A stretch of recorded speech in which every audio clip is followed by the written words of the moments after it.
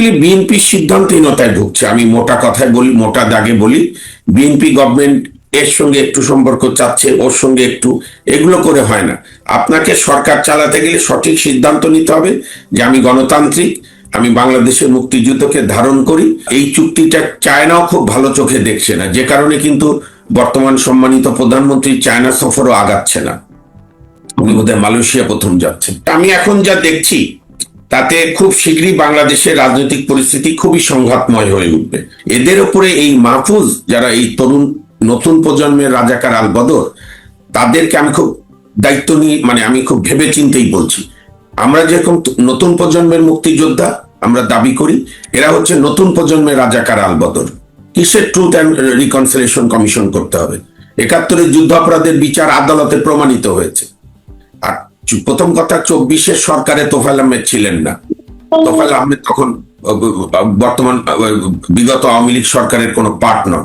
Number ২, ২৪-কে যারা, আমি পরিষ্কার করে বলতে চাই আপনার এই জনপ্রিয় অনলাইন মিডিয়ার মাধ্যমে, ২৪-কে যারা ৭১-এর সঙ্গে তুলনা করতে চায় তারা পাকিস্তানি অনুচর। তাদের চেতনায় পাকিস্তান, তাদের রাগ বঙ্গবন্ধু শেখ মুজিবুর রহমান কেন পাকিস্তান ভেঙেছে। একটা বিষয় আপনার প্রতিক্রিয়া জানতে চাইবো। তার ভিতরে প্রথমে একটু জানার চেষ্টা করবো আপনার কাছ থেকে যে পুশব্যাকের চেষ্টা চলছে পশ্চিমবঙ্গ থেকে। ভারতের পশ্চিমবঙ্গের মুখ্যমন্ত্রী শুভেন্দু অধিকারী এর মধ্যে দাবি করেছেন ৫,০০০ অবৈধ বাংলাদেশিকে পুশিং করা হয়েছে। আমাদের বিজিবির পক্ষ থেকে দাবি করা হচ্ছে যে তারা এই ধরনের ঘটনা প্রতিহত করার চেষ্টা করছে। আমার প্রশ্ন হচ্ছে যে এর মধ্য দিয়ে ভারত বাংলাদেশ সম্পর্ক কি চরম পর্যায়ে আবার তিক্ততার দিকে যাচ্ছে? জি, ধন্যবাদ আপনার এই অনুষ্ঠানে আমাকে যুক্ত করার জন্য। দেখেন, পশ্চিমবঙ্গের মুখ্যমন্ত্রীর বলার কোনো অধিকার নেই, কারণ এটি একান্তই ভারতের কেন্দ্রীয় সরকারের বিষয়। আমি বরং বলতে চাই যে গত ৩ দিন আগে সাপ্তাহিক ব্রিফিং এ ভারতের পররাষ্ট্র মন্ত্রণালয়ের যে নিয়মিত ব্রিফিং হয়, সেখানে রণধীর জয়সাল ভদ্রলোক, উনি বলেছেন যে এই সরকার আমল না, ইভেন জননেত্রী শেখ হাসিনার সরকারের আমল থেকেই ভারত সব মিলে প্রায় ১৫,০০০ ১৬,০০০ পুশিং বিষয়ক চিঠি দিয়ে রেখেছে নাগরিকত্ব যাচাই টাচাইয়ের ব্যাপারে। রাজনীতির উত্তাপের জন্য আমাদের এখানেও যেরকম উগ্র ভারত বিরোধিতা কথা বলে, পশ্চিমবঙ্গ বিজেপিরা এগুলো কথা বলে মমতা ব্যানার্জিকে হারানোর জন্য, সেটা না হয় রাজনীতিবিদ তাদের রেটরিক করে। কিন্তু সরকার টু সরকার সম্পর্কের ক্ষেত্রে আমি মনে করি ভারতের কেন্দ্রীয় সরকারের মুখপাত্র যেটা বলেছে, আমাদের পররাষ্ট্র মন্ত্রণালয় তখন সময় এটার উত্তর দেওয়া এবং আমাদেরকেও জানানো যে আসলে ভারত এটা পাঠিয়েছে কিনা এবং সেই নাগরিকদের কি ব্যাপার। কারণ একটা তো ফ্যাক্ট, তারা তো আর আকাশ থেকে আসেননি। তারা যদি সত্যি আমাদের দেশে নাগরিক হয়ে থাকেন সেটাও বিবেচনার বিষয়। কিন্তু আমি মনে করি যাই করুক না কেন, একটা হিউম্যান ফেস থাকতে হবে, অর্থাৎ মানবিক চরিত্র থাকতে হবে। মানুষ তো, পশু পাখি না যে ধাক্কা দিয়ে সরালাম আবার ধাক্কা দিয়ে ফেরত পাঠালাম। তো এটি দুই সরকারেরই যৌক্তিক সিদ্ধান্ত নেওয়ার বিষয়। আমাদের পররাষ্ট্র প্রতিমন্ত্রী শাহ তিনিও বলেছেন যে আমরা এর মধ্যে ৫বার চিঠি দিয়েছি, অন্তত আন্তর্জাতিক আইন অনুযায়ী যদি সেখানে কোনো বাংলাদেশি থেকেই থাকে অবৈধ বাংলাদেশি, তো সেই প্রক্রিয়ায় ফেরত পাঠানো হোক বা আমাদের চিঠিপত্র দেওয়া হোক। কিন্তু ভারত নাকি কোনো ধরনের জবাব দেয়নি। এর মধ্যে আপনি যদি বলেছেন সেটিও ঠিক আছে, শ্রী রণধীর জয়সাল তিনি এই ধরনের দাবি করেছেন। সমস্যাটা আসলে কোথায়, রাজনৈতিক নাকি বা অন্য কোনো জায়গা থেকে এই ধরনের ইচ্ছাকৃতভাবে কোনো সংকট তৈরি করা হচ্ছে? একটা সমস্যা তো আছেই। ভারত এবং বর্তমান সরকারের সম্পর্ক প্রথম দিকে যে খুবই উত্তাপ ছিল, আমি বলছি আন্তরিকতার উত্তাপ। ধরেন বেগম খালেদা জিয়ার দাফনের সময় ভারতের কেন্দ্রীয় পররাষ্ট্রমন্ত্রী এসে বসে থাকলেন, তারেক জিয়া এবং তার কন্যার সঙ্গে আলাদা করে দেখা করলেন। আবার প্রধানমন্ত্রী তারেক রহমান সাহেবের শপথ গ্রহণের সময় স্পিকার, যিনি অত্যন্ত বিজেপি ঘনিষ্ঠ, বিজেপিরই নেতা, ওম বিড়লা, তিনি আসলেন, জয়েন করলেন অনুষ্ঠানে। তো তারপর থেকে কিন্তু দুই দেশেরই সাধারণ মানুষের প্রত্যাশা ছিল যে দুটি প্রতিবেশী দেশের সম্পর্কের স্বাভাবিকতা হবে। দ্বিমত থাকবে, অনেক অমীমাংসিত বিষয় তো আছে, কিন্তু সম্পর্কের ক্ষেত্রে একটা স্বাভাবিকতা আসবে, অর্থাৎ ন্যাচারাল কার্সি গুলো থাকবে, ভিসা সহজ হবে, তো এইটা এখন বিএনপির তো আমি অনেক কিছুর মতো এই ক্ষেত্র সম্পর্ক উন্নয়ন বা যাই রাখুক সেটারও যেরকম সিদ্ধান্তহীনতা, আবার এটাও সত্য ভারতেও একটা উগ্র ধর্মান্ধ শক্তির উত্থান হচ্ছে। তো সব মিলে বোঝা খুব মুশকিল, কিন্তু আমি নাগরিক হিসাবে মনে করি যে দুটি দেশেরই মিনিমাম সম্পর্ক ভালো রাখতে হবে দুই দেশের সাথে। এর সাথে মানে আমি আরেকটা প্রশ্ন জুড়ে দিতে চাই বা রাখতে চাই, সেটা হচ্ছে যে শুভেন্দু অধিকারী যখন পশ্চিমবঙ্গের মাঝখানে এলেন, নির্বাচনের মাধ্যমে ক্ষমতা এলেন, তখন অনেকেই বলছেন যে এটি ভারত বাংলাদেশের সম্পর্ক ক্ষেত্রে কোনো প্রভাব ফেলবে না, যদিও আমাদের মধ্যে কিছু মানুষ বলে আসছেন যে অবশ্যই প্রভাব ফেলবে, প্রভাবটা একটা বিরূপ প্রভাব তো দেখা যাচ্ছেই। আহ এর পিছনে অনেকগুলো কারণ ছিল যে আমরা যারা এগুলো দাবি করছিলাম। আহ, তার মধ্যে একটা ছিল যে শেখ হাসিনা ইস্যু। আবার আপনি যেটি বললেন যে ভারত চাইছিল সম্পর্ক উন্নয়নের চেষ্টা, কিন্তু আমাদের সরকার, তারেক রহমান সরকার যেভাবে ক্রমশই মার্কিন বলয়ের মধ্যে ঢুকে যাচ্ছে, চীনের সাথে তিস্তা প্রজেক্ট, আমার প্রশ্ন হচ্ছে যে শেখ হাসিনা ইস্যু এবং আন্তর্জাতিক এই বিষয়গুলো কতটা কাজ করতে পারে, যে ইচ্ছাকৃতভাবে ভারত চাপের মধ্যে রাখতে চাইছে কিনা তারেক রহমান সরকারকে। না দেখেন, সবচেয়ে বড় ক্ষতি তো ইচ্ছাকৃত ভাবেই করে গেছে একটা মৌলবাদী বিগত পাকিস্তানপন্থী ইউনূস সরকার। 9 ফেব্রুয়ারি যে মার্কিন যুক্তরাষ্ট্রের সঙ্গে যে রিয়েলিতে এতকাল তো আমরা অন্যান্য চুক্তিকে গোলামী চুক্তি বলতাম, কিন্তু সত্যিকার অর্থে গোলামী চুক্তি হচ্ছে মার্কিন যুক্তরাষ্ট্রের সঙ্গে। এমনকি আপনি খেয়াল করেছেন কিনা এই চুক্তিটা চায়নাও খুব ভালো চোখে দেখছে না, যে কারণে কিন্তু বর্তমান সম্মানিত প্রধানমন্ত্রী চায়না সফরও আগাচ্ছে না, উনি বোধহয় মালয়েশিয়া প্রথম যাচ্ছেন। তো সেদিক দিয়ে তো একটা আছেই। আর বাংলাদেশের যে কোনো সরকারে, আমি আওয়ামী লীগ আমলে শেখ হাসিনার সময়ও দেখেছি, উনিও চেষ্টা করেছেন চায়না ভারত সবাইকে মিলেমিশে থাকার। তো এই সরকারের উচিত হবে সব সরকারের সঙ্গে একটা দূরত্ব রেখে বন্ধুত্ব করা। এমনি তো আমেরিকার কাছে আমাদের বন্ধক দেওয়া হয়েছে, এখন সেই চুক্তিরও কিভাবে পুনর্মূল্যায়ন করা যায়। আর বাংলাদেশ সরকারের আরেকটা প্রবণতা আমি দেখছি, এটা খুব আমি আমি হতাশ, যে যেখানে সারা বিশ্ব জানে পাকিস্তান একটা মৌলবাদী রাষ্ট্র, ব্যর্থ রাষ্ট্র, পাকিস্তানের এডুকেশন, পাকিস্তানের প্রশাসন, এগুলোর চাইতে আমাদের প্রশাসন, আমাদের এডুকেশন অনেক ভালো অবস্থায়। আমরা হঠাৎ দেখলাম বাংলাদেশের শিক্ষামন্ত্রী বলছে পাকিস্তানে লেখাপড়া ভালো, আবার আমাদের কয়েকজন অ্যাডমিনিস্ট্রেটর গিয়েছেন পাকিস্তানের ট্রেনিং আনতে। পাকিস্তানে কি ট্রেনিং আনবে জানি না, পাকিস্তানে সারা বিশ্বে একটা কাজেই সুখ্যাতি বা কুখ্যাতি বলেন, সেটা হচ্ছে তারা জঙ্গি প্রোডাক্ট করে। এই যে আপনার জয়সে মোহাম্মদ, আরো যা যা জঙ্গি আছে সেগুলোর হেডকোয়ার্টার পাকিস্তানে, এবং সারা বিশ্বই জানে যে মৌলবাদী এবং ধর্মান্ধতা সৃষ্টির কারখানা হচ্ছে পাকিস্তান। তো সেইটার সঙ্গে বা আমাদের অ্যাকচুয়ালি বিএনপির সিদ্ধান্তহীনতায় ঢুকছে। আমি মোটা কথায় বলি, মোটা দাগে বলি, বিএনপি গভর্নমেন্ট এর সঙ্গে একটু সম্পর্ক চাচ্ছে, ওর সঙ্গে একটু, এগুলো করে হয় না। আপনাকে সরকার চালাতে গেলে সঠিক সিদ্ধান্ত নিতে হবে যে আমি গণতান্ত্রিক, আমি বাংলাদেশের মুক্তিযুদ্ধকে ধারণ করি, পাকিস্তানের সঙ্গে আমি সম্পর্ক চাই, কিন্তু তার আগে পাকিস্তান আমার কাছে করজোরে ক্ষমা চাইবে 71-এর গণহত্যার জন্য, যেটা আমাদের সরকারগুলোর দীর্ঘদিনের স্ট্যান্ড। সেখান থেকে বিএনপি কি কারণে পাকিস্তানের প্রতি এত ভালোবাসা উগড়ে পড়ছে, এটা খুব দুঃখজনক এবং এটা সঠিক না।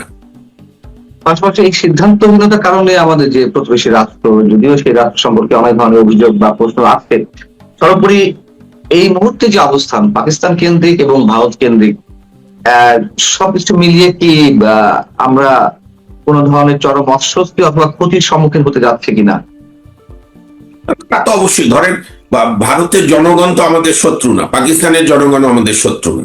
ভারতের সঙ্গে এই যে যে শত্রুতা, এটা তো ইউনূস করলো, ইউনূস এবং জামাতের ইনস্ট্রাকশন, এটা একই, ইউনূস জামাত এনসিপি একে অপরের পরিপূরক। আমাদের সমস্যা কি, শেখ হাসিনার বিরুদ্ধে অভিযোগ যে উনি ভারতের কাছে সব বিক্রি করে দিয়েছে। 18 মাস ইউনূস আসিফ নজরুল্লাহ ক্ষমতায় ছিল, বিকৃত একটা নমুনা দেখাতে হবে। আমি বিএনপি সরকারকে অনুরোধ করব, সত্যি যদি শেখ হাসিনা ভারতের কাছে বাংলাদেশকে বিক্রি করে থাকে, তো বিক্রির নমুনাগুলো দেখান, আমরা জনগণ সেই ভারতের সঙ্গে আন্দোলন করে ভারতকে দাবি জানিয়ে সেগুলো ফিরিয়ে আনবো। এটা তো একদম একদম অপপ্রচার। বরং যে কাজগুলো শোনেন, সব সরকারেরই দোষ থাকে, গুণ থাকে। কোনো সরকারি গুণবতী হয় না, কোনো সরকারি দোষে ভরা থাকে না। দোষ গুণ মিলেই সরকার। কারণ আমাদের সমাজে হয় কি, মানে কোনো রেশনালিটি কাজ করে না। আমরা কাউকে মহামানবী বানাই অথবা মহাদানব বানাই, মানব হিসাবে দেখি না। এই যে শেখ হাসিনা, এই যে আপনার এই যে লাইন যে টেনে রেখেছিল ডিজেল আনার, পাইপ আনার, এইটা যদি ইউনূস এসে বন্ধ না করে উত্তরবঙ্গের নাটোর পর্যন্ত আনতো, তাহলে তো বিএনপি জ্বালানি সংকটের এত মুখোমুখি হতো না। তবু তো যে ডিজেল সংকট মিটলো, এটা তো ওই জ্বালানি পাইপ আনার কারণেই। এবং ভারত তো দিল, ভারতও দিয়েছে, হ্যাঁ, বিক্রি করেছে, আমরাও কিনেছি, কিন্তু একে অপরের সহযোগিতা তো লাগছে। তো এইটা বিএনপির সরকারের উচিত হবে না, ওই উগ্র ভারত বিরোধিতা করা কিংবা অহেতুক ভারতের সঙ্গে। কারণ পাকিস্তান এখানে খেলতে চায়, তার ৭১-এর প্রতিশোধ নিতে চায়। তার এখানকার যারা তার অনুগত লোক, তাদের যে শেখ হাসিনার যুদ্ধাপরাধীদের বিচার করেছিল আদালতের মাধ্যমে, তাদের ফাঁসি হয়েছে, তারা এই ঘটনার প্রতিশোধ নিতে চায়। যে কারণে ৩২ ভাঙার দিনে আপনি দেখেছেন পাকিস্তান আইএসআই এবং পাকিস্তান ফরেন মিনিস্ট্রি উল্লাস প্রকাশ করেছে। অর্থাৎ পাকিস্তান ৭১-এর থেকে বের হতে পারেনি।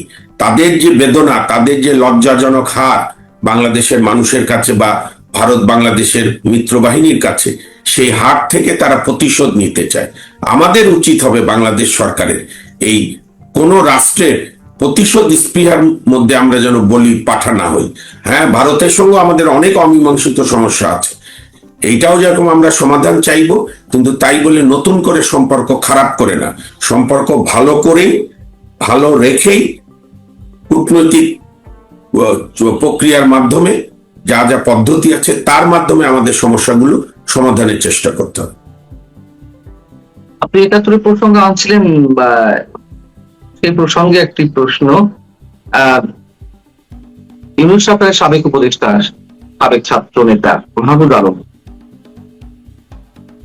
মুক্তিযুদ্ধের অন্যতম সংগঠক তোফায়েল আহমেদের জানাজা কেন্দ্র করে অনেক কিছু হয়ে গেছে, আমরা দেখেছি। তাকে যথাযথ শ্রদ্ধা প্রদর্শন করা হয়নি, শহীদ মিনারেও পর্যন্ত তাকে তার মরদেহ রাখার জন্য অনুমতি দেওয়া হয়নি। আর সংসদ ভবনের দক্ষিণ প্লাজায় তো জানাজা অনুষ্ঠিত হয়নি। তো জাতীয় সংসদে তোফায়েল আহমেদ সহ সাবেক ১৬ জন মন্ত্রী এবং এমপিদের বিষয়ে শোক প্রস্তাব আনা হয়েছে। সেটিকে প্রশ্নবিদ্ধ করার চেষ্টা করছেন এই মাহফুজ আলম। তিনি বলছেন যে তার বক্তব্যটা এরকম যে এখানে ট্রুথ, জাস্টিস এন্ড রিকনসিলিয়েশন হবে না। ৭১-এর যুদ্ধ অপরাধের সহযোগী ও ২৪-এর মানবতা বিরোধী অপরাধীরা উভয়ের জন্যই শোক প্রস্তাব হবে। মানে উনি ব্যান করে বলছেন যুদ্ধাপরাধের সঙ্গে তোফায়েল আহমেদের মতো মানুষদেরকে মানবতা বিরোধী অপরাধ হিসেবে চিহ্নিত করে দুটোকে এক করে দেখার আবার চেষ্টা। মানে ৭১-এর সঙ্গে আবার ২৪, হ্যাঁ ২৪-এ তো অনেক ধরনের সহিংসতা হয়েছে, হত্যাকাণ্ড ঘটেছে, সেগুলো কারা কতটুকু করেছে সে প্রশ্নগুলো এখন আসছে। ধরে নিলাম যে সবকিছুই আওয়ামী লীগ করেছে, ধরে নিলাম, আমি তবে খাতিরে বললাম যে ১৭ মানুষ আওয়ামী লীগ হত্যাকাণ্ড ঘটিয়েছে, তারপরেও কি ৭১-এর যুদ্ধাপরাধের সঙ্গে তোফায়েল আহমেদের মতো মানুষদেরকে আমরা তুলনা করতে পারি? আমিও দেখেছি মাহফুজ আলমের ওই স্ট্যাটাস বা ওই ধরনের বক্তব্য। দেখেন, মাহফুজ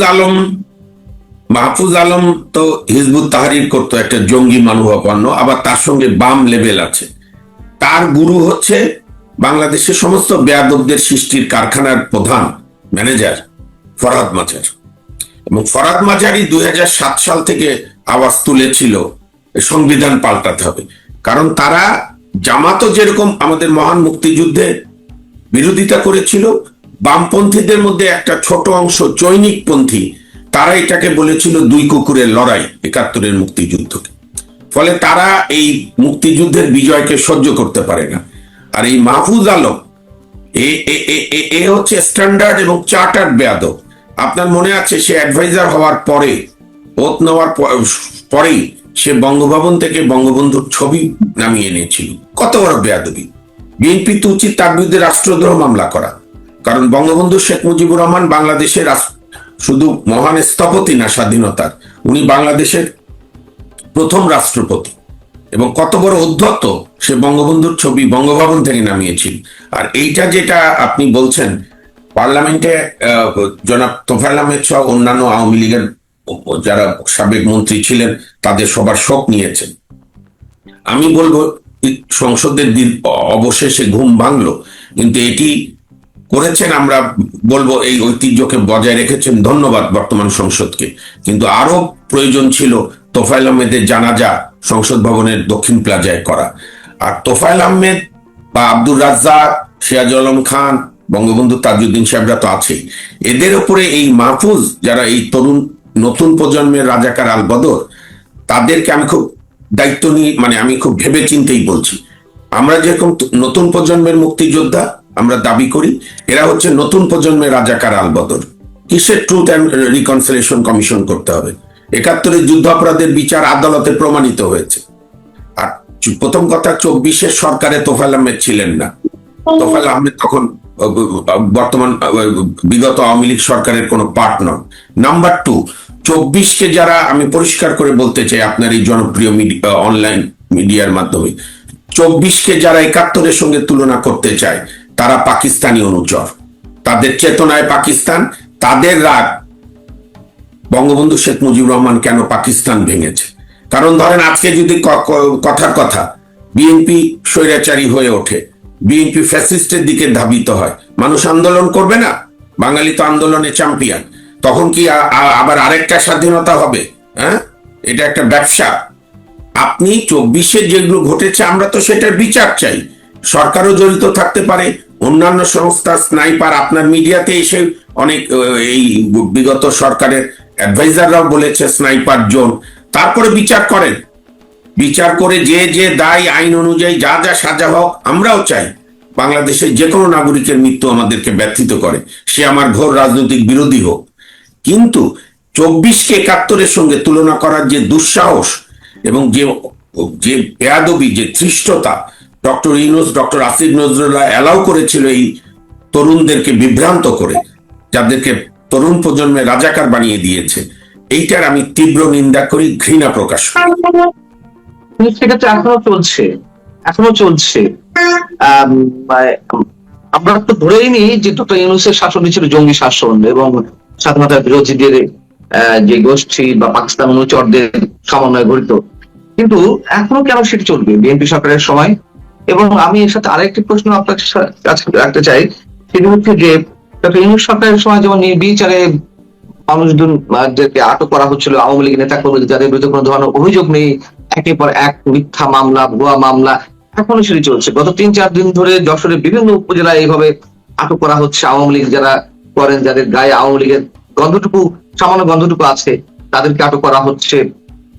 নতুন করে হত্যা চেষ্টা মামলায়, সেই ২৪-এর হত্যা চেষ্টা মামলায় সেই সবে অন্তর্ভুক্ত করা হচ্ছে, শুধু যখন নয় আরো বিভিন্ন জায়গায়।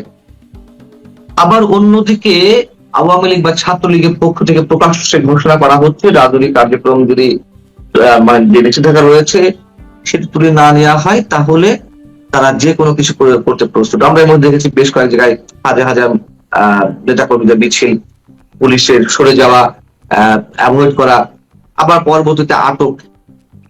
সব মিলিয়ে কি আরো একটা ঘন ঘন অনিশ্চয়তার মধ্যে রাজনীতি আজকে সহিংস হয়ে উঠছে? অবশ্যই আমি এখন যা দেখছি তাতে খুব শীঘ্রই বাংলাদেশের রাজনৈতিক পরিস্থিতি খুবই সংঘাতময় হয়ে উঠবে। আমরা চাই আর না চাই, আমরা চাই না এটা, আমরা চাই যে বাংলাদেশে গণতন্ত্রের সুবাতাস থাকুক। কিন্তু মুশকিলটা হলো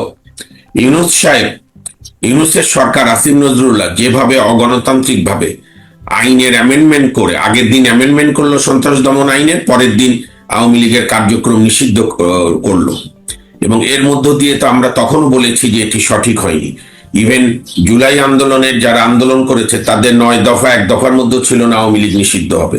কিংবা সাধারণ মানুষরা যারা আন্দোলনে গিয়েছিল, শহীদ মিনারে গিয়েছিল, আপনি যদি তখনকার ক্লিপিং গুলো দেখেন, তখনকার যে মানুষের বক্তব্য যে আমরা একটা ভোট চাই, আমরা ভোট চাই, দেশে বৈষম্য বিরোধী চাই, সাম্য চাই, এটা তো সাধারণ চাওয়া। তো এই যে হঠাৎ করে পাকিস্তানি কায়দায় আপনি দেখেন, আপনাকে পান্না ভাই আমি বলি, আপনি যদি যে কোনো পাড়ায় 10টা বাড়িতে র্যান্ডম যান, তার দেখবেন আপনি 3টা বাড়ি আওয়ামী লীগ করে, 3টা বাড়ি বিএনপি করে, একটা জামাত, একটা বামপন্থী, আর 2টা হচ্ছে এদিক ওদিক। এরকম আমার কথার হয়তো হেরফের অল্প হতে পারে। তো সেরকম একটা রাজনৈতিক দল, এবং আওয়ামী লীগের তো ফেরাও না, আওয়ামী লীগের তো এখানেই আছে। হ্যাঁ, হয়তো কিছু কেন্দ্রীয় নেতারা, টপ নেতারা দেশের বাইরে। এবং আমি যেটা দেখলাম নোয়াখালী সুধারামে, আরো কয়েক জায়গায় যে একটা বিশাল মিছিল আওয়ামী লীগের বিভিন্ন অঙ্গ সংগঠন করছে। এখন বিএনপির বন্ধুদেরকে আমি বলি, আপনারা এই পরিস্থিতি মোকাবেলা করবেন কিভাবে? আপনারা যদি সন্ত্রাস দমন আইনের দোহাই দিয়ে আওয়ামী লীগীদের গ্রেপ্তার করেন, করতে পারেন, এটা আপনাদের চয়েস। কারণ আইনে তো আছে যে নিষিদ্ধ সংগঠনের কার্যক্রম কেউ চালালে গ্রেপ্তার করতে পারে পুলিশ। সন্ত্রাস দমন আইন 2009 আওয়ামী লীগই কেন করে গিয়েছিল, এটা আওয়ামী লীগ এখন বুঝুক। তো সেই আইনের দিয়ে আপনি দেশকে সংঘাতের দিকে ঠেলে দেবেন, নাকি আপনি এটা গণতান্ত্রিক ভাবে আওয়ামী লীগের এই অবৈধ নিষেধাজ্ঞা প্রত্যাহার করে আওয়ামী লীগকে রাজনৈতিক ভাবে মোকাবেলা করেন? এবং সেখানে তো আওয়ামী লীগের অনেক নেতা নেত্রীদের নামে ফৌজদারি মামলা আছে। আপনি রুল অফ ল যেহেতু বিশ্বাস করেন বলে আপনারা দাবি করেন এই সরকার, তো সেই রুল অফ ল অনুযায়ী তারা আসবে, সারেন্ডার করবে, বিচার হবে, বিচারে যা হওয়ার হবে। কিন্তু আপনি তাই বলে যে কোটি কোটি লোক যারা আওয়ামী লীগ করে, মুক্তিযুদ্ধের নেতৃত্ব দানকারী দল, তাকে আপনি নিষিদ্ধ রেখে তো দেশে স্থিতিশীলতা আনতে পারবেন না। শোনেন পান্না ভাই, আমি এক্সপেক্ট টু এক্সপেক্ট কথা বলি। আওয়ামী লীগও 2014 পর থেকে নিষিদ্ধ না করলো বিএনপিকে, এই রাজনৈতিক মানসিকতা থেকে কাজ করেছিল বিএনপিকে আমরা রাজনৈতিকভাবে অপ্রাসঙ্গিক করে দেব। এই কারণে বিএনপির জনসভা ডাকলে সরকার, ওই সময়কার সরকার, বাস বন্ধ করে দিত, ট্রেন বন্ধ করে দিত, এমনকি গুদারাঘাটে নৌকা বন্ধ করে দিত। সেটা তো রেজাল্ট কি আওয়ামী লীগ পেয়েছে। এখন এই একেবারে দগদগে যে অভিজ্ঞতা, এটা দেখেও বিএনপি যদি না আত্মস্থ করতে পারে, তাহলে এই জাতির সামনে সংঘাত ছাড়া আর কিছু নেই। সেই সম্ভাবনা, সেটি আশঙ্কা আমরা আমাদের সময় তীব্র হচ্ছে। আমাদের আসলে আশাবাদের জায়গাটি সব দিনকে দিন ক্ষীণ হয়ে আসছে। শেখ হাসিনার আবারও একটি নতুন সাক্ষাৎকার প্রসঙ্গে, সাক্ষাৎকারটি আজকে কলকাতার জনপ্রিয় দৈনিক এই সময় প্রকাশিত হয়েছে। আর এই সময়ের হয়ে এই মেগা এক্সক্লুসিভ সাক্ষাৎকারটি নিয়েছেন সিনিয়র সাংবাদিক অনুমিত্র চট্টোপাধ্যায়। আজ এই সাক্ষাৎকারটির প্রথম কিস্তি প্রকাশিত হয়েছে। এটি ধারাবাহিকভাবে কয়েক পর্বে প্রকাশিত হবে। আমরা আজকে প্রথম পর্বে শেখ হাসিনা কি বলেছেন সেটি দেখবার চেষ্টা করব আপনাদের সঙ্গে নিয়ে। শেষ পর্যন্ত আশা করব আপনারা আমাদের সঙ্গে থাকবেন। গণভবন ছেড়ে আসা, রাষ্ট্রপতির কাছে ইস্তফা না দেওয়ার আসল কারণ থেকে শুরু করে বর্তমান বিএনপি সরকারের মূল্যায়ন, নিজের এবং আওয়ামী লীগের ভবিষ্যৎ পরিকল্পনা, সব বিষয়ে এবার সম্পূর্ণ খোলামেলা ও সবিস্তারে কথা বলেছেন বঙ্গবন্ধু কন্যা। তিনি কি রাজনীতি থেকে অবসর নিচ্ছেন? তিনি কি ফিরছেন বাংলাদেশে? দর্শক, ক্ষমতাচ্যুত হয়ে ভারতে আশ্রয় নেওয়ার পর একটা সময় কিন্তু রাজনীতি থেকে চিরতরে অবসরের কথায় ভেবেছিলেন শেখ হাসিনা, কিন্তু এখন সেই ভাবনা তিনি সম্পূর্ণ খারিজ করে দিয়েছেন।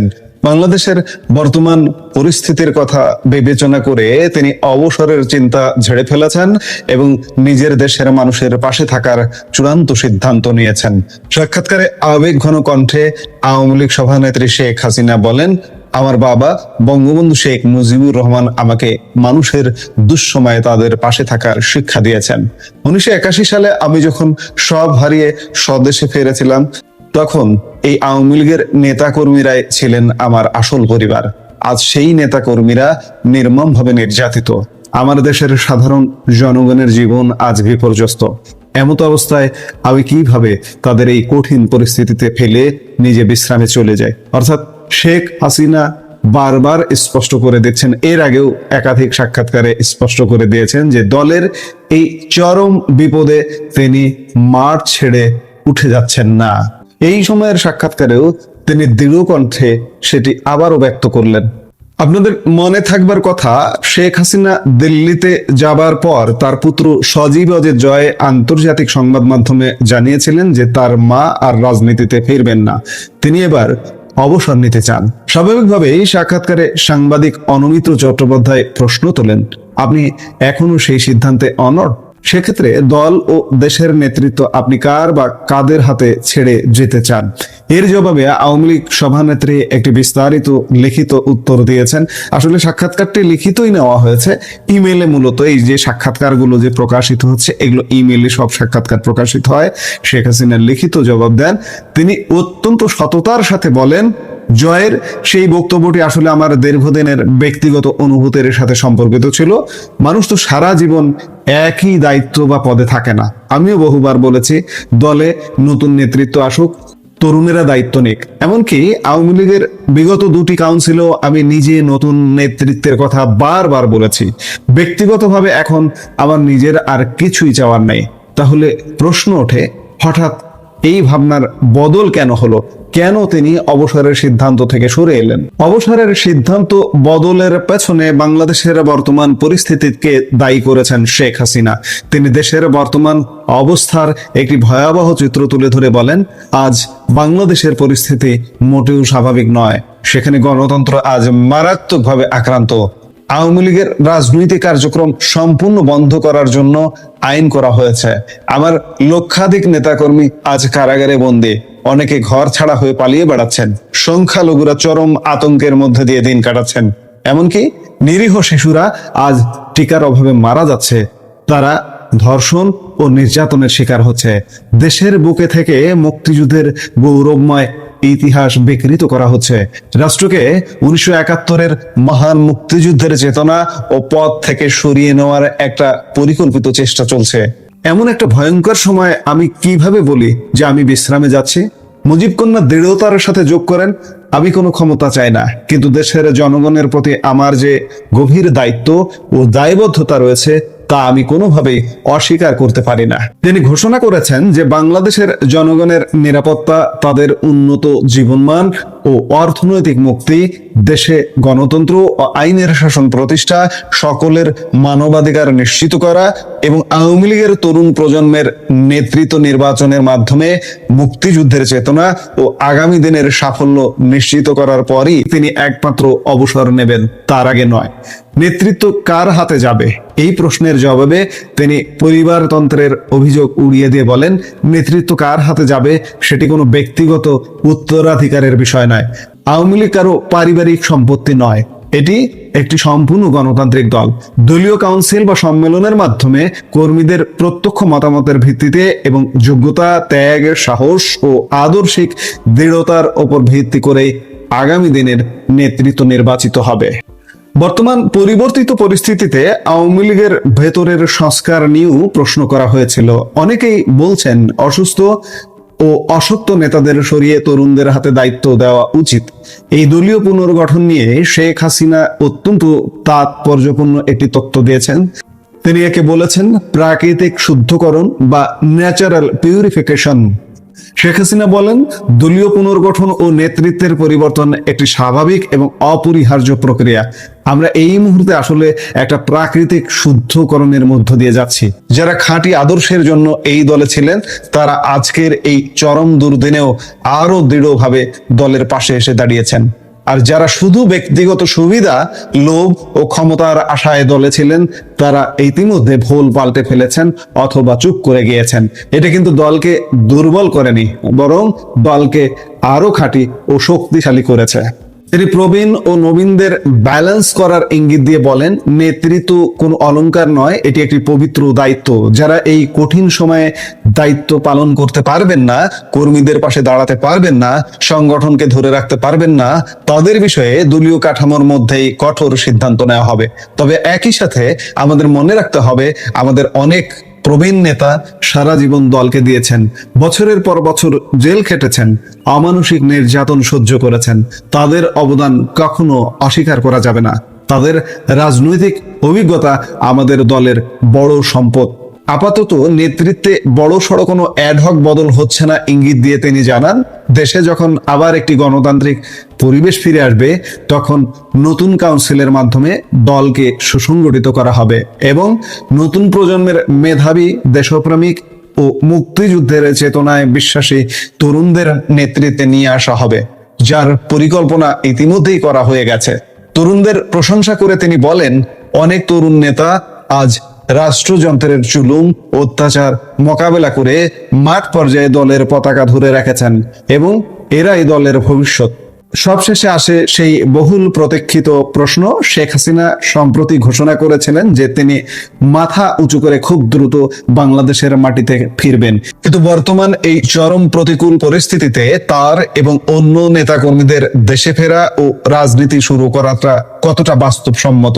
এর জবাবে শেখ হাসিনা ইতিহাসের রেফারেন্স টেনে যে হুঙ্কার দিয়েছেন তা সত্যি রাজনৈতিকভাবে অত্যন্ত তাৎপর্যপূর্ণ। তিনি বলেন, অতীতে পাকিস্তানি শাসকরা আওয়ামী লীগকে শেষ করতে পারেনি, সামরিক শাসকেরা পারেনি, খুনিরা পারেনি, কোন ষড়যন্ত্রকারীও পারেনি।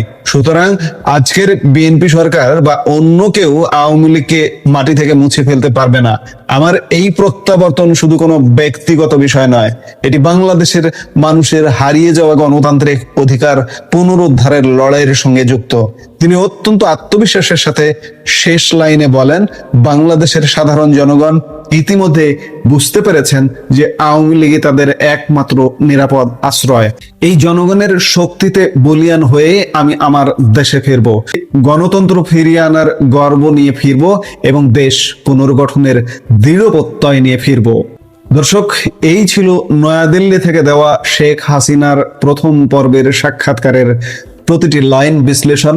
অবসরের সিদ্ধান্ত বাতিল করে তার এই ফিরে আসার ঘোষণা বাংলাদেশের রাজনীতিতে কি ধরনের ঝড় তুলতে চলেছে, ভারত ও বাংলাদেশের দ্বিপাক্ষিক সম্পর্কেই বা এর কি প্রভাব পড়বে, সেটি এখন দেখার বিষয়। আমরা অধীর আগ্রহে সামনের দিনগুলোতে দেখব যে আওয়ামী লীগের রাজনীতি, বাংলাদেশের রাজনৈতিক সমীকরণ কি করতে যাচ্ছে।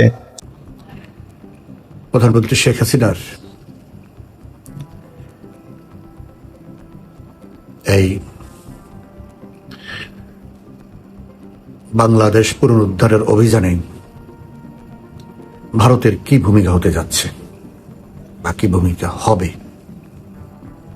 এটা নিয়ে সব তো আর বলা যাবে না, যতটুকু সম্ভব এটা নিয়ে একটি আলোচনা, এটা নিয়ে কথা হচ্ছে। আমাকেও কেউ কেউ জিজ্ঞেস করেছে, যার জন্য শুরু করবো একই দুঃখজনক কথা। আজও আরো 8টি শিশু মারা গেছে হামের কারণে, এবং হয়তো আরো মারা যাবে, কিন্তু এ নিয়ে সরকারি পর্যায়ে কোনো উচ্চবাচ্য নেই। একটা রাবার স্ট্যাম্প, অবৈধ সন্ধ্যা ভোট নিয়ে যে সংসদ গঠিত হয়েছে সেখানে অনেক বেশি আলোচনা হয়। এরকম একটি সিরিয়াস একটি বিষয়ে কোনো আলোচনা হচ্ছে না। আপনারা হয়তো কেউ কেউ শুনে থাকতে পারেন যে আজও একজন কোনো সাধারণ ব্যক্তি নয়, কিশোরগঞ্জ 5 আসনের এমপি মুজিবুর রহমান আজকে নিজে বাদী হয়ে কোর্টে মামলা করতে গিয়েছে, মামলার আবেদন করেছে, কিন্তু আদালত তা খারিজ করে দিয়েছে।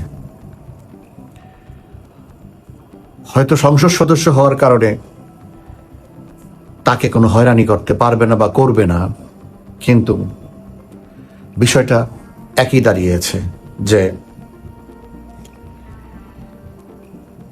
এই অবৈধ সরকার, অসাংবিধানিক সরকার ইউনূসের বিরুদ্ধে কোনো ব্যবস্থা নেবে না। এটা সবাই জানে, আপনারাও জানেন, আমিও বলেছি যে ইউনূস, তারেক আর জামাত এরা একে অপরের পরিপূরক, এরা একটা সিন্ডিকেট, এটা একটা গ্যাং। এরা পালাক্রমে রাষ্ট্র ক্ষমতা বা রাষ্ট্রকে ভোগ করতেছে। ইউনূস 18 মাস ভোগ করেছে, এখন তারেক কত মাস ভোগ করে সেটা এদেশের জনগণ নির্ধারণ করবে। সেটাকে 6 মাস না 8 মাস জনগণের উপর নির্ভর করে, তবে এর বেশি না। তারপর স্বাভাবিকভাবেই কৌশল থাকবে তৃতীয় জনের অংশীদার, বাট সেটা তো আর সম্ভব হচ্ছে না। কিন্তু তৃতীয় জনকে তো রাজনৈতিক কারণে, সাংগঠনিক কারণে, আন্তর্জাতিক কারণে তাদের জন্য সেই দরজাটা খোলা সম্ভব হবে না। কিন্তু ইউনূসের 18 মাসে আর তারেক যতদিন থাকে, এই 3.5 মাস প্লাস যতদিন থাকে, তারা তাদের সর্বোচ্চ সুবিধা তারা নিয়ে নিচ্ছে। কিন্তু এই যে বিভিন্ন রকমের রিউমার, এই ইউনূস এই ষড়যন্ত্র করে, ওই ষড়যন্ত্র করে, সব বোগাস। আমার ব্যক্তিগত বিবেচনায় এগুলির কোনো বাস্তবতা নেই। এগুলি মিডিয়া নিজেরা এগুলি প্রকল্প অধীনে বানিয়ে এগুলি মাঠে ছাড়ে, কে কি বলে না বলে সেগুলি নিয়ে একটু মানুষ করে, প্লাস তাদের ভিউ ব্যবসা, অমুকটা সেমুকটা, এইসব কারণে। আর কোনো কারণ আমি এখানে দেখি না যে এখানে এদের মধ্যে কোনো বিরোধ হবে। বিকজ এই বিরোধের কেন্দ্রে করে যে ফাটল ধরবে, যেই সংঘাত সৃষ্টি হবে নিজেদের মধ্যে, তাতে এই 3 পক্ষ 4 পক্ষ 5 পক্ষ যাই আছে তারা সবাই ক্ষতিগ্রস্ত হবে এবং অস্তিত্ব সংকটে পড়বে। যার জন্যে উপরে উপরে এগুলি দেখাবে, অমুক করবে সেরকম করবে, বাট এরা কেউ কারো বিপক্ষে দাঁড়াবে না, কোনো ব্যবস্থাও নেবে না, সে যেই কমপ্লেইন করুক আর যাই করুক।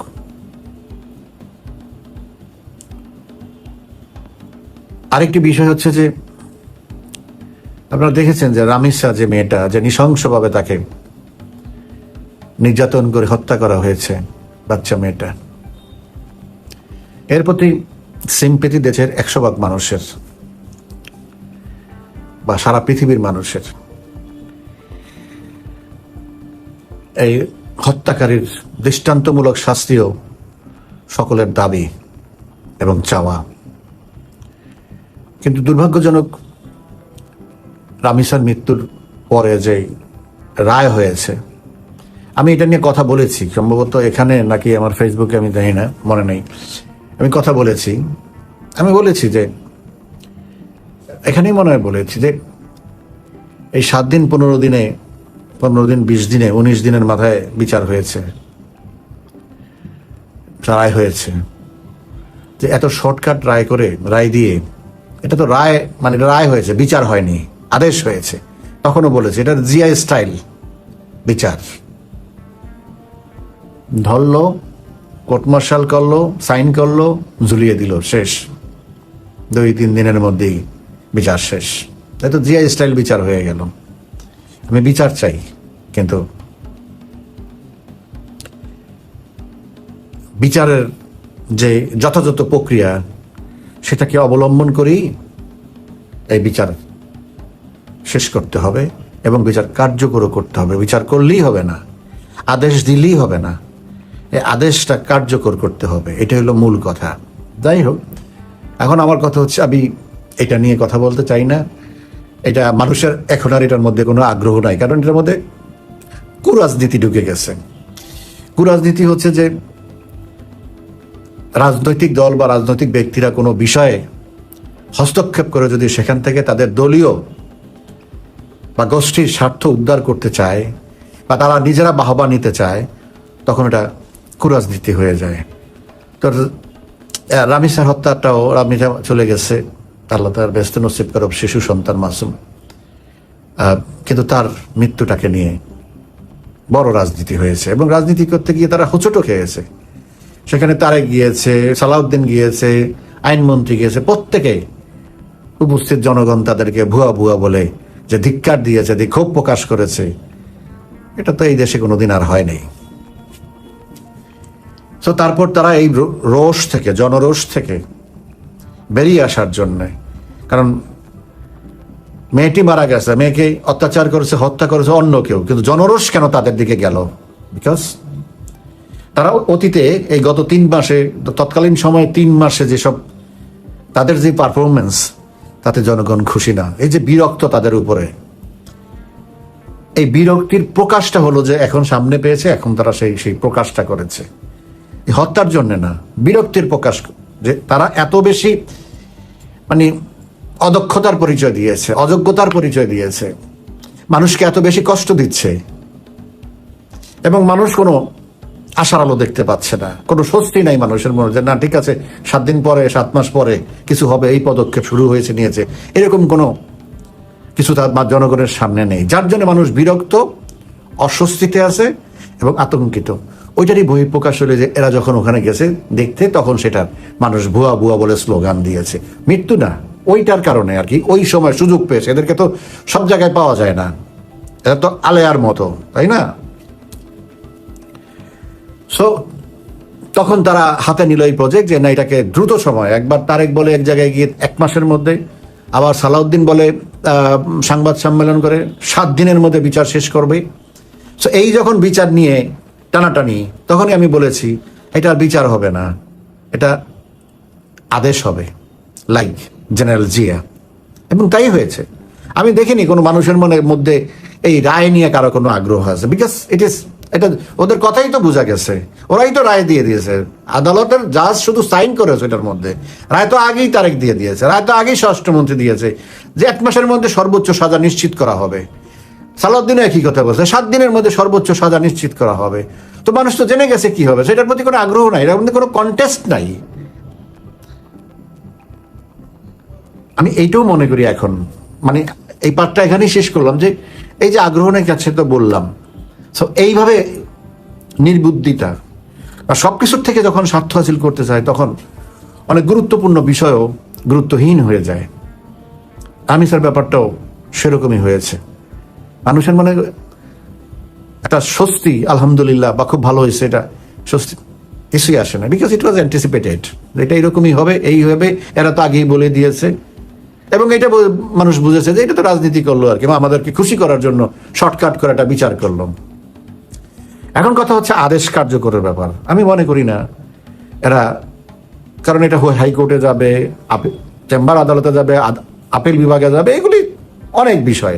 এখন সেখানেও যদি ফোন করে বলে দেয় এটা 2-3 দিনের মধ্যে, এটা 6-7 দিনের মধ্যে, এটা 15 দিন বা 1 মাসের মধ্যে করে ফেলেন, সেটা তো আলাদা কথা। স্বাভাবিক নিয়মে আপনি হয়তো একটা স্পেশাল ট্রাইব্যুনাল করে আপনি এটাকে একটা রায় দিয়ে দিলেন না, কিন্তু হাইকোর্ট, সুপ্রিম কোর্ট তো আর স্পেশাল ট্রাইব্যুনাল না, তার নিজস্ব জায়গা আছে, এবং এরকম মার্ডার কেস আরো বহুত আছে, সেগুলি ফয়সালা না করে এটা কেন করবে?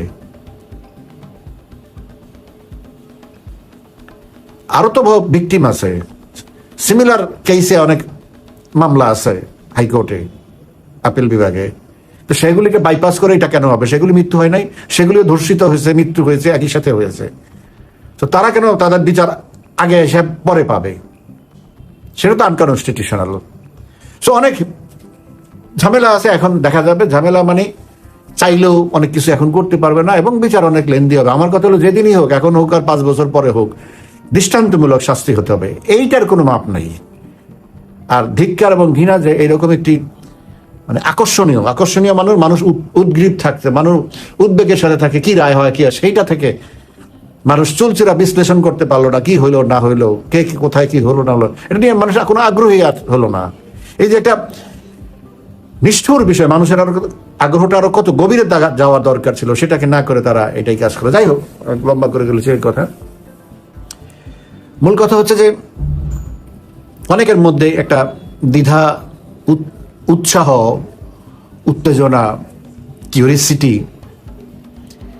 যে প্রধানমন্ত্রী শেখ হাসিনা যে ঘোষণা দিয়েছেন তিনি সেটা করবেন, এটা ঠিক আছে, কিন্তু কিভাবে করবেন? সবচেয়ে বড় কথা হলো, আপনার পিছনে যদি বড় শক্তি না থাকে, তাহলে তো সেটা ভারত হোক, রাশিয়া হোক, আমেরিকা হোক, চায়না হোক, যেই হোক, একটা বড় শক্তি যদি সরাসরি না থাকে, তাহলে তো কোনো বড় যুদ্ধে বিজয়ী হওয়া প্রায় অসম্ভব। খুবই ভাইটাল কথা। দেখেন, আমি অনেক কথা এই প্রসঙ্গে আছে যেগুলো আমি এই মুহূর্তে বলবো না, বলা উচিত হবে না, কিন্তু যতটুকু সম্ভব আমি যারা আমার কথা শুনেন বা আমার কথা বিভিন্ন জায়গায় যায় বা আরো অনেকে, তাদেরকে আশ্বস্ত করার জন্য যে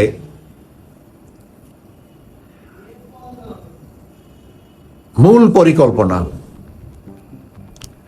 এই যুদ্ধ জয়ের পরিকল্পনা ভারতকে সাথে নিয়েই, ভারতের পরামর্শ নিয়েই করা হয়েছে। এটা আমি অনেকটা সিমিলার না, বাট অনেকটা 71-এর সিনারিও আমি দেখতেছি। হয়তো সেই পর্যায়ে যাবে না, যাওয়ার সুযোগও নেই, কিন্তু প্রয়োজনে 71-এর পরিস্থিতি সৃষ্টি হবে শেখ হাসিনাকে এই বাস্তবায়নে বা এই অভিযানে জয়ী হওয়ার জন্য। 71-এর চিত্র তো আর নতুন করে বলার কিছু নাই, যে আমাদের তো কিছুই ছিল না, এই দেশ তো দখল করা ছিল। 99,000 তো সশস্ত্র সৈন্যই ছিল এবং একটা পাওয়ারফুল আর্মি, তখন ওয়ার্ল্ডের পাওয়ারফুল আর্মি নাম করা। তারপরে সৈন্যদের পাশাপাশি এই দেশে আরো তাদের ছিল, এবং ছোট সোর ছিল না, 25 থেকে 27% মতো তাদের এই দেশের জনগণের 7.5 কোটি মানুষের অন্তত 1.5 কোটি মানুষ, 2 কোটি মানুষ তাদের পক্ষে ছিল, বঙ্গবন্ধুর বিপক্ষে ছিল, আওয়ামী লীগের বিপক্ষে ছিল, বাংলাদেশের স্বাধীনতার বিপক্ষে ছিল। সেই সময় আমরা তো খালি হাতেই নেমেছিলাম, খালি হাতে নেমে দৌড়ে চলে গেছি ওই পারে, আমাদেরকে বাঁচাও। আমরা কিভাবে বাঁচবো? আমাদেরকে তারা রেখে পালবে, পুষবে সেভাবে না, আমাদেরকে বাঁচবে, আমাদের দেশটা উদ্ধার করতে হবে। আমরা মরতে রাজি আছি, তোমরা আমাকে অস্ত্র দাও, খাদ্য দাও, সমস্ত লজিস্টিক্স দাও, সমস্ত রিসোর্সেস দাও, যাতে আমরা এই বাহিনীর বিরুদ্ধে যুদ্ধ করে আমাদের দেশ আমরাই স্বাধীন করতে পারবো। কিন্তু বিষয়টাতে এমন না যে আমি বিপদে পড়ে আরেক বাড়িতে গেলাম, দূরে ওই বাড়ির মানে যা ছিল সে আমার উপরে দিয়ে দিল, আমি আবার বাড়ি থেকে বেরিয়ে গিয়ে আমার বাড়ি উদ্ধারে নেমে গেলাম। না, এত সিম্পল না, বিষয়টা আরো অনেক আগের থেকে সেটেল করা ছিল। বঙ্গবন্ধু সেই ব্যবস্থা করে গেছেন। তখন কি হয়েছিল, তাদের যেটা বক্তব্য ছিল, তো ইন্দিরা গান্ধী না, এটা পণ্ডিত জওহরলাল নেহেরু থেকে এই বীজ বপন করা হয়েছে। লম্বা ইতিহাস, সেটা আমি এখন ওইভাবে বলতে চাচ্ছি না। মূল কথা হচ্ছে যে তাদের সাথে আগেই যে কথাটা ছিল যে তোমরা যদি সেই পরিবেশ পরিস্থিতি সৃষ্টি করো তাহলে আমরা তোমাদেরকে সহযোগিতা করব, কিন্তু পরিবেশ সৃষ্টি করার জন্য আমরা তোমাদেরকে কিছু করব না।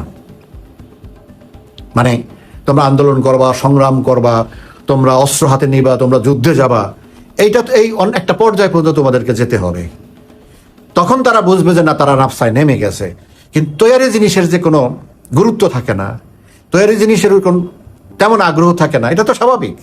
একটু কষ্ট করে মেহনত করে যেই জিনিস মানুষ অর্জন করে সেটার প্রতি মায়া, মমতা সবকিছু বেশি থাকে, খুবই স্বাভাবিক। যত বেশি কষ্ট করে আর্ন করবে তত বেশি এটার প্রতি গুরুত্ব, মায়া, মমতা বেশি থাকবে, আগ্রহ বেশি থাকবে, এটাই স্বাভাবিক। আমরা বলি না, কষ্টার্জিত স্বাধীনতা, লক্ষ প্রাণের বিনিময়ে স্বাধীনতা, 30 লক্ষ শহীদ। 30 লক্ষ শহীদ না হয়ে যদি 1 লক্ষ হতো তাহলে তো এই রাজাকাররা আরো বহু আগে আরো বহুত কিছু করে ফেলতো। তো সেই সেটেলমেন্টটা ছিল, যার জন্যই বঙ্গবন্ধু সবাইকে, সব টপলায়, সবাই বলতে যারা সিদ্ধান্ত নেওয়ার, যারা মাঠে এবং ঘরে বসে পরিকল্পনা সিদ্ধান্ত নিতে পারে, বাস্তবমুখী, যখন যা হচ্ছে তার ভিতরে কি হবে বঙ্গবন্ধু তো সেটা আগাম বলতে পারে না, কিন্তু সে প্ল্যান দিয়ে দিয়েছে যে তোমার কোথায় যাবা, কার কাছে যাবা, কি করবা, কি কি সহযোগিতা পাবা, বাট চাইবা এইভাবে তোমরা তোমাদের যা যা দরকার পেয়ে যাবা। সেই জিনিসটা সেটেল করে উনি সবাইকে বলে দিয়ে গেছে।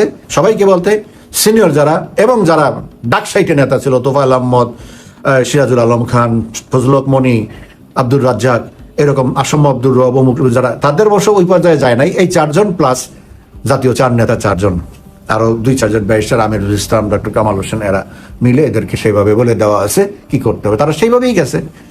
25শে মার্চ হিট করলো, তারা এখান থেকে পালিয়ে ইন্ডিয়াতে যেতে যেতে যেতে যেতে 30 তারিখ হলো মার্চের, 31 তারিখ। আপনি 10 দিনের মাথায় সরকার গঠন করে ফেললেন, এটা সম্ভব? If it was not pre planned. তো ব্যাপারটা হচ্ছে আরো অনেক কথা, তো এইটুকু বললাম এই কারণে। এখনো ভারতের একই কথা, ভারত দেখতে চায় না। ভারত জানে আমরা কি পারবো, আমরা বাঙালিরা কি পারবো, আওয়ামী লীগাররা কি পারবে, দেশের জনগণ কি পারবে, শেখ হাসিনা কি পারবে, তারা ভালো করে জানে। কিন্তু তাদের জানাটার মধ্যে সবকিছু নির্ভর করে না। এখানে বিশ্ব বলে সমাজ একটা কথা আছে। এই সমাজ যখন আমরা 1 কোটি লোক যখন ভারতে চলে গেলাম, তখন ভারত বললো যে সারা বাংলাদেশ আমার ঘাড়ের উপরে বসছে, আমাকে তখন এদেরকে প্রোভাইড করতে হবে, আমাদেরকে এদেরকে দেশে পাঠানোর ব্যবস্থা। এই যে ভিত্তি পেল সে আমাদের সাথে কাজ করার, রাজনৈতিক সামাজিক যে ভিত্তিটা পেল, সেই ভিত্তিটাও এখন দিতে হবে। সেটাই হলো যে আমরা যখন মাঠে কাজ করব, তখন আমরা আমাদের কাজ করব, আমাদের সমস্যা আমরা সমাধান করব। কিন্তু এই সমাধান করতে গিয়ে কিছু মেডিসিন লাগবে, কিছু ট্রিটমেন্ট লাগবে, সেই জিনিসটা ভারত যথাযথভাবে দিবে। আমরা যদি সেই পর্যায়ে যেতে পারি, অবশ্যই আমরা সেই পর্যায়ে যাব। মানুষ যা এক্সপেক্ট করে তার চেয়ে বেশি আমরা করতে পারবো। সেই আত্মবিশ্বাস, সেই আস্থা আমাদের নেতাকর্মীদের উপরে আছে। জনগণ তো আছেই, দাঁড়িয়ে আছে ঝাঁপিয়ে পড়ার জন্য। এখন কথা হচ্ছে 71 কেন বললাম যে 71 সিনারিও হতে পারে। আমি বিশ্বাস করি না 71 যেমন বহিঃশক্তি আমাদের উপরে হস্তক্ষেপ করেছিল সরাসরি আমেরিকা, এখন আর তারা সেটা করবে। কারণ তখন ইন্ডিয়া ছিল রাশিয়ার, টোটালি রাশিয়ার ব্লকে। আর এখন ইন্ডিয়া রাশিয়ার ব্লকে হলো মূল বিজনেসটা, মূল ট্রানজেকশনটা আমেরিকামুখী, এবং আমেরিকার বিরাট ইন্টারেস্ট এই ইন্দো প্যাসিফিকে। Without India it is impossible. এশিয়ার থেকে তাকে চলে যেতে হবে। সো এখন আর তারা ইন্ডিয়া যখন যেখানে দেখবে যে এটার ব্যাকআপটা, তখন তো ইন্ডিয়া এখন নীরব, আরো নীরব থাকবে। শুধু সময় মতো তারা শুধু কাজটা করবে, এবং সেটা যতদূর পর্যন্ত লাগে, যা লাগে তাই তারা করবে। শুধু তাই না, 5ই আগস্ট তারা হস্তক্ষেপ করলেও কিছু করতে পারতো না। কি করবে? বম্বিং করবে, হাজার হাজার মানুষ মেরে ফেলবে, উইচ ওয়াজ অ্যাবসার্ড। এটা হয় না, এই আশা কেউ করা উচিত না। কিন্তু তারা যখন দেখলো তারা হস্তক্ষেপ করলে শেখ হাসিনাকে তারা রক্ষা করতে পারবে, তারা সেটা করেছে এবং তাকে রক্ষা করেছে। তাদের হিসাবটা হলো যে শেখ হাসিনাকে রেস্কিউ করতে পারলেই আমরা বাংলাদেশের নিয়ে আমাদের হোপ থাকবে যে বাংলাদেশটা আবার ঘুরে দাঁড়াতে পারবে। যদি তাকে রক্ষা করা না যায়, it will be once for all, it will be finished. So যার জন্য তারা হস্তক্ষেপ করে ফোর্সফুলি তাকে রেস্কিউ করেছে, এবং এত টেকনিক্যালি রেস্কিউ করেছে যে তারাও বিমান পাঠাইতে পারতো। আমাদের এখান থেকে বলা হয়েছে তাদেরকে বিমান পাঠাতে, বলছে নো, তোমরা তোমাদের বিমান দিয়ে পাঠাবা। কারণ বিশ্ব যেন জানে যে ওরা আমাকে কাছে দিয়ে গেছে, আমি উঠে নিয়ে আসি নাই, আমি এখানে মাস্তানি দেখাইতে যাই নাই। সো ইট ইজ ভারত, অনেক কিছু তাদেরকে সামাল দিতে হয়। আমরা তো অনেক বলে ফেলি, ভারত এটা করে না কেন, ওইটা করে না কেন, এটা করে না কেন, চাইলেই তো করতে পারে। চাইলেই করতে পারে, কিন্তু চাওয়াটা কতটুকু বাস্তবসম্মত বা কতটুকু acceptable to the other world, সেটাও বিবেচনা করতে হবে। ভারত কোনো পাকিস্তান না, ভারত কোনো মালদ্বীপ না, ভারত ইজ এ ওয়ার্ল্ড পাওয়ার। তাকে সেইভাবে তার ব্যবস্থা নিতে হয়। যাই হোক, আরো অনেক কথা এটা নিয়ে হয়তো আবার বলবো। শুধু শেষ করবো এটা বলে, বাংলাদেশের জনগণই শেখ হাসিনা নিরাপত্তা দিবে। বাংলাদেশের জনগণের উপরে আস্থা রেখেই শেখ হাসিনা বাংলাদেশে আসবে। এবং তারপরেও কথা থাকে, সেই কথাটা হচ্ছে প্রয়োজনে, আমি বলি না দিবে বা আসবে, প্রয়োজনে যদি পরিস্থিতি ডিমান্ড করে, তাহলে